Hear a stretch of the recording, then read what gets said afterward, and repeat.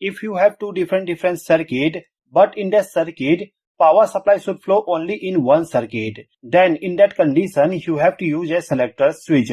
If I change the position of the selector switch to 1 number position, then you can see that lamp is glowing, and when I select 0 position, both lamp will turn off. And now if I select the second position of the selector switch, then you can see that the other lamp is started glowing. You can see the working of the selector switch.